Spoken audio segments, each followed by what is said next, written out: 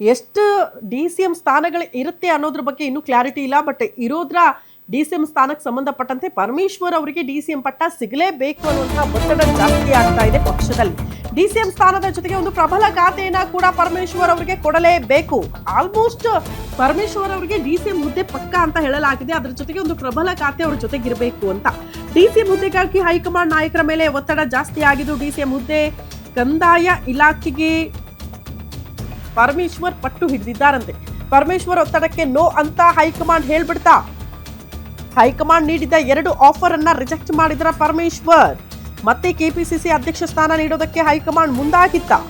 ನೀವು ಸ್ಪೀಕರ್ ಹಾಕಿ ಅಂದಿದ್ದಕ್ಕೆ ಕೈ ಮುಗಿದ್ರಂತೆ doctor G Parameshwar. ಕೊಟ್ರೆ ಡಿ.ಸಿ.ಎಂ ಜೊತೆಗೆ ಒಳ್ಳೆ ಖಾತೆ ಕೊಡಿ, ಇಲ್ಲಾಂದ್ರೆ ಏನೂ ಬೇಡ ನನಗೆ ಅಂತ ಅಸಮಾಧಾನ ಹೊರಹಾಕಿದ್ದಾರೆ. ದಲಿತ ಸಿಎಂ ಮಿಸ್ ಆಗಿದ್ದಕ್ಕೆ ಮತ್ತೊಂದು ರೂಟ್ ಮೂಲಕ ದಾಳ ಉರುಳಿಸ್ತಿದ್ದಾರೆ ಪರಮೇಶ್ವರ್. ಚರ್ಚೆ ಮಾಡಿ ತಿಳಿಸ್ತೀವಿ ಅಂತ ಪರಮೇಶ್ವರ್ ಅವರಿಗೆ ವರಿಷ್ಠರು ಹೇಳ್ ಕಳಿಸಿದ್ದಾರೆ ಅನ್ನೋದ್ರ ಡೀಟೇಲ್ ಸಿಗ್ತಾ ಇದೆ.